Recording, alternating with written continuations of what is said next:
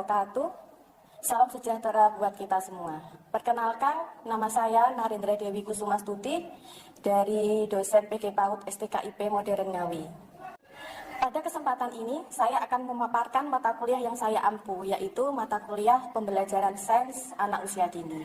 Dan mata kuliah ini wajib diampu oleh mahasiswa di semester 4. Berikut ini adalah deskripsi mata kuliah pembelajaran sains untuk anak usia dini. Deskripsi mata kuliah pembelajaran sains untuk anak usia dini, yaitu mata kuliah sains untuk anak usia dini ini memperkaya dan memperluas wawasan dan pemahaman mahasiswa dalam memperkenalkan alam sekitar beserta isi, fenomena, dan gejala alam pada anak usia dini. Pada mata kuliah ini, mahasiswa mempelajari hakikat dan urgensi pendidikan sains untuk anak usia dini, kecerdasan naturalis, prinsip pembelajaran sains, konsep pembelajaran sains anak usia dini, pendekatan pembelajaran sains untuk anak usia dini, model pembelajaran sains untuk anak usia dini, kemudian ruang lingkup pembelajaran sains untuk anak usia dini, merancang media kegiatan sains untuk anak, membuat rubrik penilaian pembelajaran sains, dan yang terakhir yaitu mempraktikkan pembelajaran sains anak usia dini di sekolah. Capaian pembelajaran atau CPL pada mata kuliah pembelajaran sains anak usia dini yang pertama yaitu bersikap dan berperilaku ilmiah, edukatif dan religius, serta silih asih, silih asah, silih asuh di bidang PAUD. Yang kedua, menguasai tujuan, isi, pengalaman belajar, dan penilaian pada pembelajaran sains anak usia dini. Yang ketiga, mampu menerapkan pemikiran logis, kritis, sistematis, dan inovatif dalam konteks pengembangan atau implementasi pembelajaran sains dan teknologi yang memperhatikan dan menerapkan nilai humaniora di bidang PAUD. Kemudian yang keempat, mampu mengaplikasikan pembelajaran sains untuk anak usia dini di PAUD. Capaian pembelajaran mata kuliah atau CPMK, yang pertama, mahasiswa mampu mengkaji teori pembelajaran sains anak usia dini. Yang kedua, mahasiswa mampu menjelaskan konsep pembelajaran sains anak usia dini. Yang ketiga, mahasiswa mampu menjelaskan model dan pendekatan pembelajaran sains anak usia dini. Kemudian yang keempat, mampu menguraikan ruang lingkup pembelajaran sains anak usia dini. Kemudian yang kelima, mampu merancang media pembelajaran sains anak usia dini. Kemudian yang terakhir, mahasiswa mampu mengimplementasikan pembelajaran sains anak usia dini. Kemudian dari CPMK menurun ke sub CPMK. Nah, CPMK yang pertama yaitu hakikat dan urgensi pendidikan sains anak usia dini. Yang kedua, fungsi, tujuan, makna pendidikan sains untuk anak usia dini. Yang ketiga, kecerdasan naturalis. Kemudian yang keempat, prinsip pembelajaran sains anak usia dini.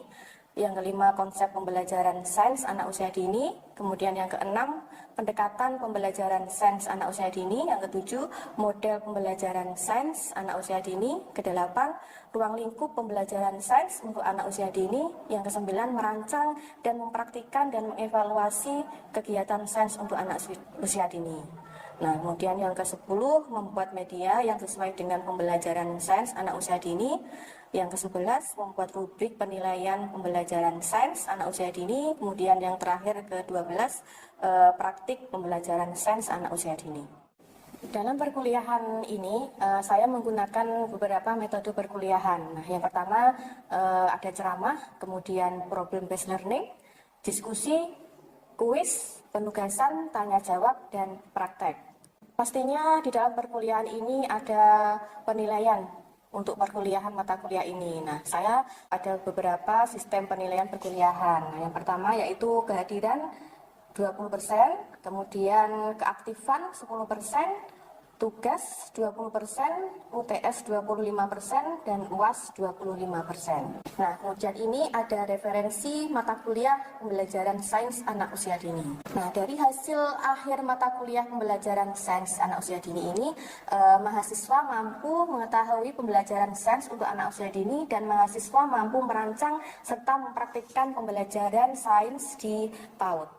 Berikut ini saya tampilkan proses pembelajaran di kelas di pertemuan ke-9 dengan materi ruang lingkup pembelajaran sains anak usia dini. Selamat menyaksikan. Assalamualaikum warahmatullahi wabarakatuh. Waalaikumsalam warahmatullahi wabarakatuh. Selamat pagi semuanya. Pagi, yes. Oke. Oke, gimana kabarnya hari ini? Sebelum masuk di materi, alangkah baiknya kita berdoa terlebih dahulu. Berdoa dipersilakan. Kemudian berdoa selesai. Untuk hari ini siapa yang tidak masuk? Saskia. Terus siapa lagi? Yulia, oke. Ada berapa mahasiswa yang tidak masuk? Ada 3. Yang satunya? Sama Mbak Iin, oke, ada 3 berarti. Hari ini kita akan belajar materi tentang ruang lingkup sains anak usia dini. Hari ini pertemuan keberapa? 9. Oke, sebelum kita lanjut ke pertemuan 9, saya mau menanyakan dulu. Materi kemarin, minggu yang lalu, masih ingat apa enggak? Coba siapa yang masih ingat? Saya Bu, ada 3 model pembelajaran sains untuk anak usia dini. Yang pertama ada problem based learning, yang kedua ada project based learning, dan yang terakhir ada cooperative learning. Ya, oke, terima kasih Bu Nur. Jawabannya benar sekali. Model pembelajaran sains itu ada 3. Yang pertama apa? Problem based learning. Nah, problem based learning ini adalah model pembelajaran untuk mengaktifkan anak.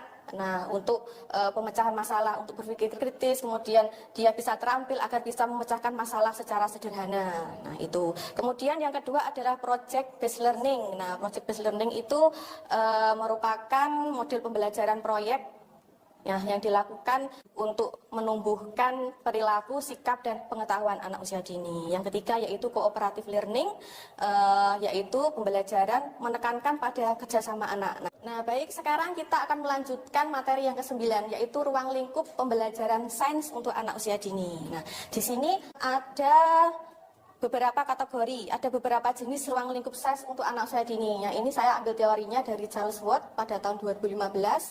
Nah, ini ada 4. Yang pertama life science, atau disebut dengan ilmu kehidupan. Nah, kemudian yang kedua physical science atau ilmu fisika. Yang ketiga earth and space science, yaitu bumi dan tata surya. Kemudian yang keempat adalah teknologi. Nah, yang pertama kita masuk di life science, ilmu kehidupan. Apa sih itu life science? Nah, pasti teman-teman ini sudah pernah ya untuk membelajarkan sains untuk anak usia dini. Cuman mungkin teman-teman belum tahu kalau anak usia dini itu mempunyai beberapa sains, macam-macam jenis sains. Nah, yang pertama itu life science, belajar mengenai makhluk hidup, manusia, binatang, dan tumbuhan. Nah, kemudian yang kedua yaitu physical science atau ilmu fisika. Nah, jadi sains fisik ini tuh berkaitan dengan benda tak hidup atau benda mati. Nah, ini tuh mencakup karakteristik perubahan yang dapat ditimbulkan energi yang memengaruhinya. Nah, kemudian di ilmu fisika ini tuh mempelajari tentang benda cair, kemudian benda padat, energi, hukum alam yang ada di lingkungan sekitar. Nah, selain itu konsep bagi warna-warna, bentuk, tekstur, ukuran, kemudian gravitasi, cahaya, bayangan, perubahan bentuk, dan gaya gerak serta kecepatannya. Nah, jadi ilmu fisika ini tuh ilmu yang mati. Beda kalau yang life science itu adalah benda hidup, tapi sedangkan ilmu fisika ini adalah benda yang mati.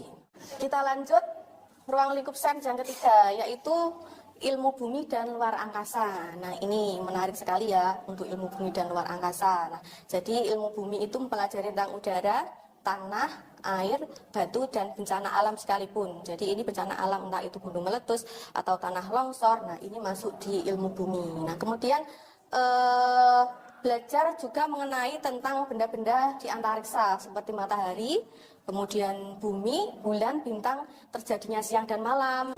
Nah, ini adalah contoh kegiatan ilmu bumi dan luar angkasa. Nah, misalnya anak diajak untuk mengenal siang dan malam. Kalau pagi itu kita kenalkan, oh kalau pagi itu ada matahari yang muncul, kemudian ada, kalau malam hari itu ada bulan, ada bintang. Nah, seperti itu.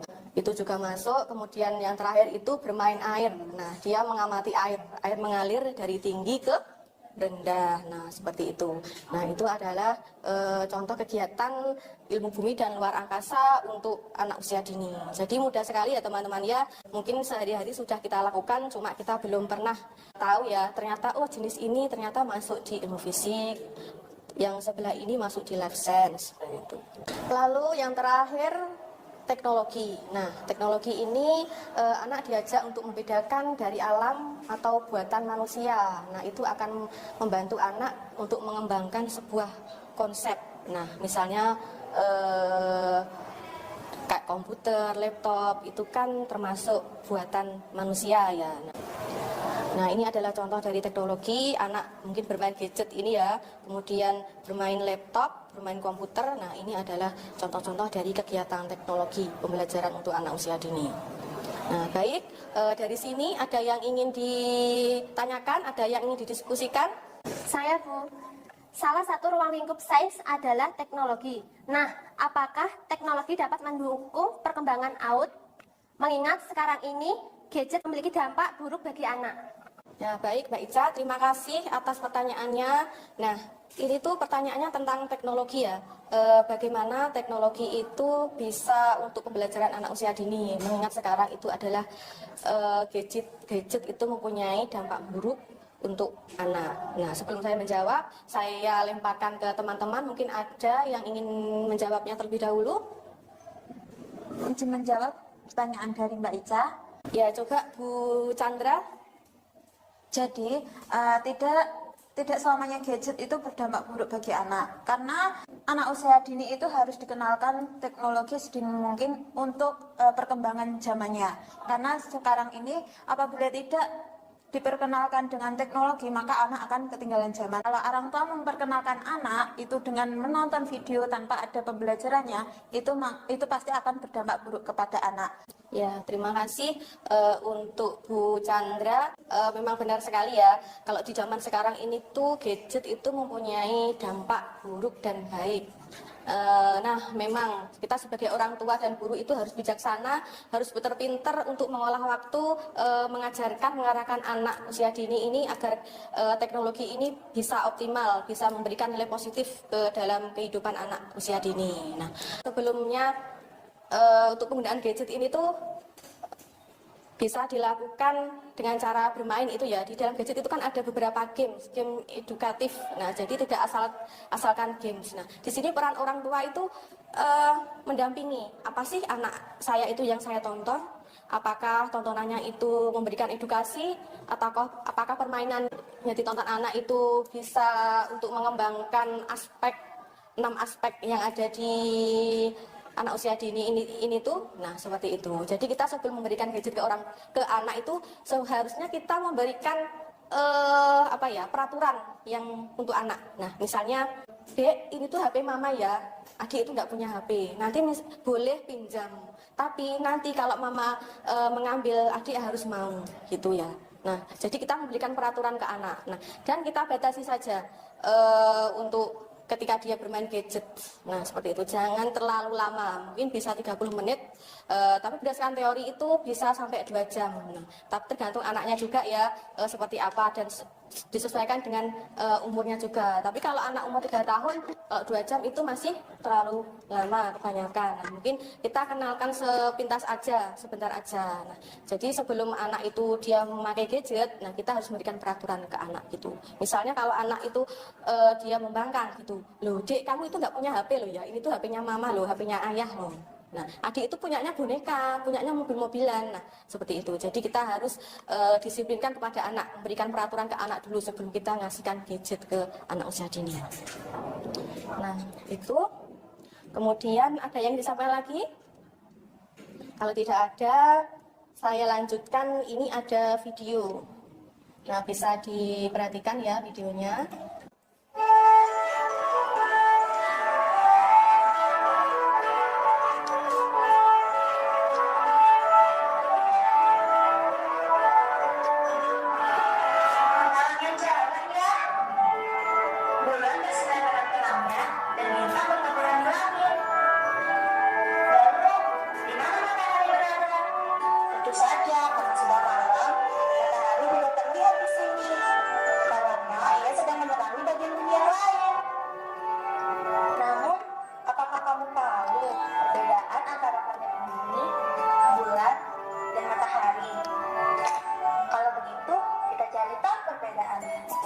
Kita memiliki matahari, bumi, dan bulan.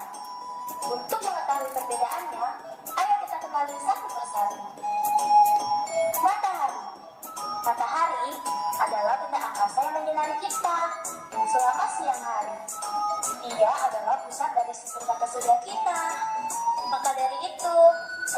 planet, termasuk planet bumi, bergerak mengitari matahari.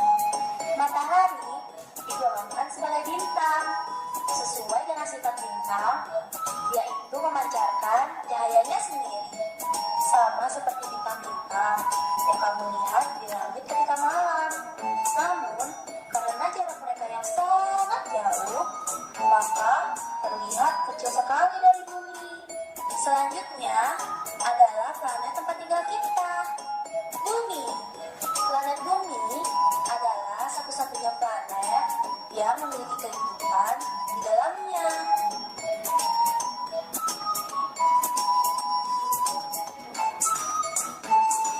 Bumi tidak pernah diam. Karena ia selalu berputar pada porosnya, maka bumi punya sisi yang terang dan gelap. Yang terakhir adalah bulan. Bulan adalah satelit alami bumi, sesuai dengan sifat satelit yang selalu mengitari planetnya. Pendapat saya mengenai video tersebut itu sudah sangat menarik dan bagus untuk pengenalan bumi pada anak usia dini, karena menggunakan gambar-gambar animasi yang menarik, yang bisa menarik rasa ingin tahu anak itu jadi lebih gitu Bu. Dan lebih bagus lagi nanti bisa ditambah dengan menggunakan global atau bola dunia. Terima kasih.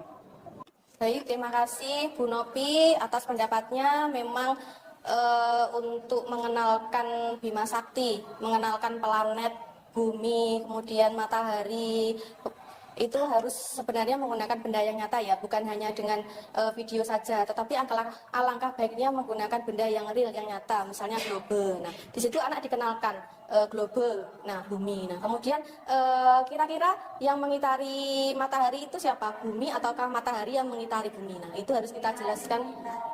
Iya, bumi. Iya, bumi yang mengitari matahari. Nah, itu harus kita jelaskan ke anak usia dini. Nah, misalnya ini ada bumi, kemudian ada matahari. Nah, itu bagaimana caranya? Nah, yang mengelilingi itu adalah bumi. Nah, seperti itu.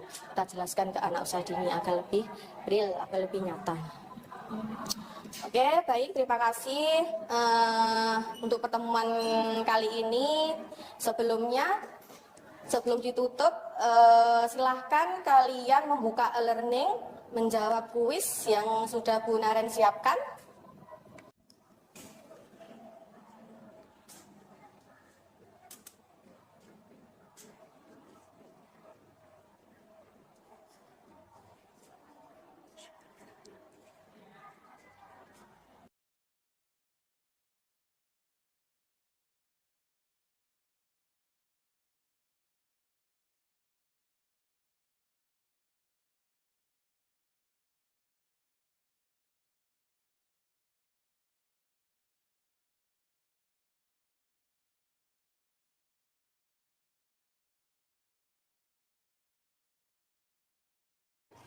Baik, terima kasih untuk pertemuan hari ini.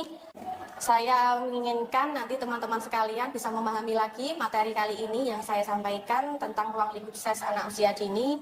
Selanjutnya, untuk materi minggu depan kita akan merancang dan kemudian mempraktekkan pembelajaran sains anak usia dini. Nah, mungkin mulai dari sekarang kalian bisa mencari referensi ya. Nah, kira-kira apa sih yang akan saya praktekkan ke anak usia dini? Baik, terima kasih. Sekian dari saya. Pesan saya tetap semangat, ya, tetap semangat menimba ilmu dan juga menjaga kesehatan. Nah, karena kesehatan itu penting ya untuk kita ya, agar kita bisa kuliah dan melakukan aktivitas lainnya. Oke, terima kasih. Sekian dari saya. Selamat pagi. Assalamualaikum warahmatullahi wabarakatuh.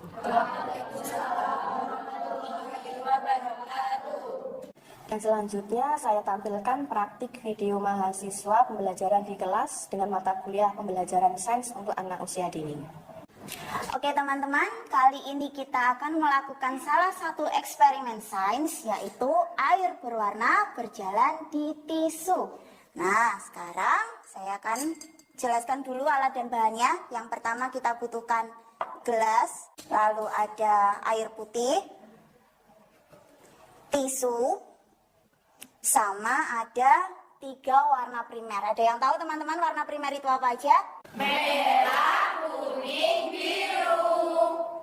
Selanjutnya kita akan mengisi gelasnya menggunakan air. Yang kita isi hanya gelas yang paling pinggir, tengah, dan yang paling pinggir lagi.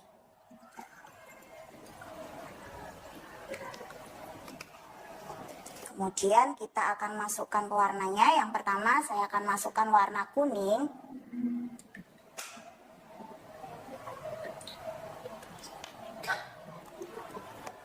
Biru.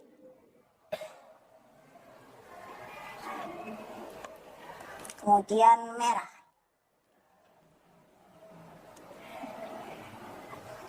Kita aduk dulu ya teman-teman. Yang pertama kuning, biru, merah. Lalu kita ambil tisu sebatas kepala gelasnya. 1, 2, 3, 4. Kemudian kita masukkan tisunya dari pewarna kuning, kita masukkan ke gelas kosong. Lalu dari gelas kosong kita masukkan ke warna biru. Dari warna biru kita masukkan lagi ke gelas kosong. Dan yang terakhir dari gelas kosong kita masukkan ke warna merah. Nah, dari sini kita bisa melihat terjadi reaksi kapilaritas. Teman-teman tahu apa itu kapilaritas?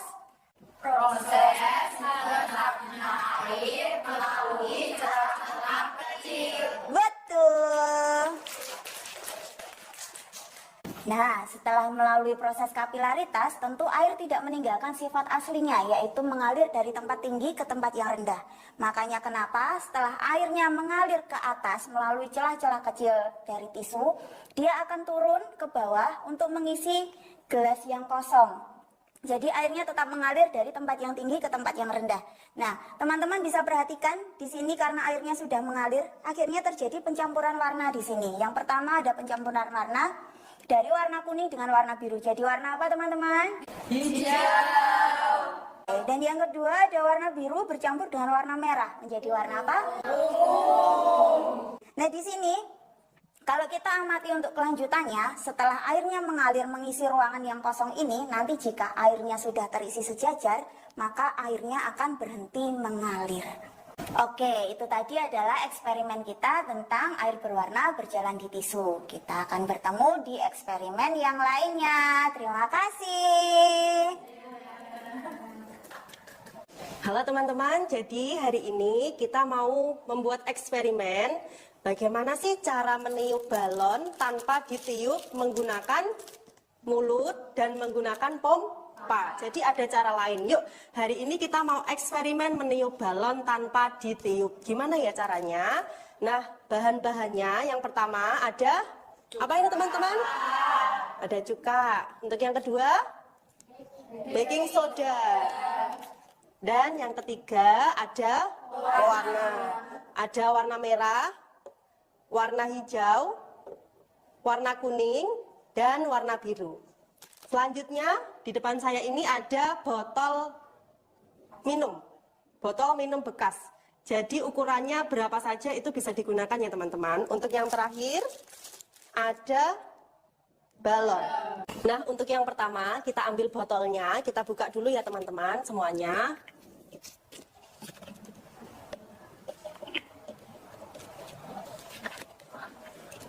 Setelah itu yang kedua kita masukkan cuka ke dalam botol. Secukupnya saja ya.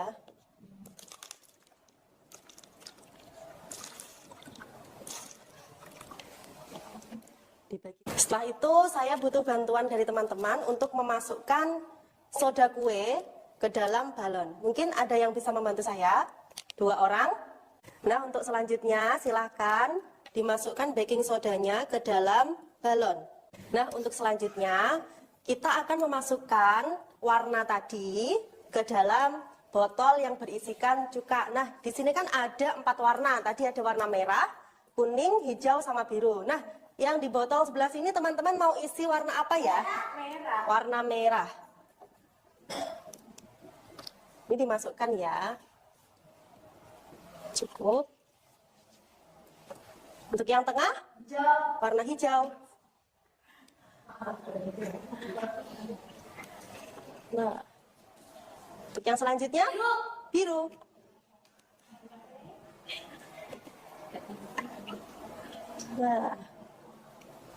Nah, untuk yang selanjutnya, balon yang sudah diisi baking soda tadi, kita pasangkan ke botol ini.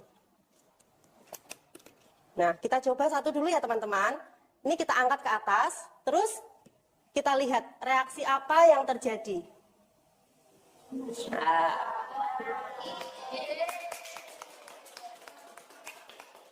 Semuanya saya pasang dulu ya, warna hijau juga.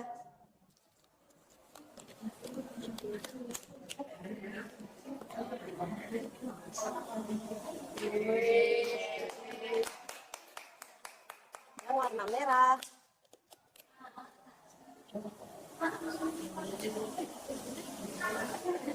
Nah, seperti ini teman-teman. Baik, saya jelaskan ya teman-teman. Jadi kenapa sih balonnya ini kok bisa menggelembung besar? Ayo, ada yang tahu nggak ya? Nggak ada yang tahu. Jadi ketika baking soda dan cuka yang dicampur nanti akan menghasilkan oksigen. Nah, oksigennya ini teman-teman masuk ke dalam balon ini. Nah, kenapa demikian? Jadi si cuka ini memiliki rasa asam. Nah, teman-teman kalau di sekitar kita sering menjumpai itu ada lemon, ada jeruk nipis sama ada cuka. Nah, kalau si baking soda ini zatnya itu bersifat basa. Nah, basa itu rasanya pahit teman-teman. Teman-teman pernah menjumpai di sekitar kita. Nah, apa saja sih? Coba ada yang tahu? Obat. Terus? Baking soda dan selanjutnya ada air kapur teman-teman. Nah, jadinya seperti ini ketika sudah dicampur. Balonnya bisa mengembang seperti ini tanpa ditiup. Nah, untuk eksperimen kali ini kita berhasil teman-teman. Nah, ini tadi adalah eksperimen kita hari ini. Tentang apa teman-teman? Balon. Iya, jadi meniup balon tanpa ditiup. Jadi nggak usah susah-susah niup balon. Kita pakai cara ini bisa ya teman-teman. Nah, jangan lupa nanti teman-teman bisa mengenalkan eksperimen ini kepada anak-anak yang ada di sekitar kita. Oke teman-teman? Oke. Terima kasih. Demikian video PDD UKT-PT di bidang pengajaran. Semoga bermanfaat untuk kita semua. Sekian, wassalamualaikum warahmatullahi wabarakatuh.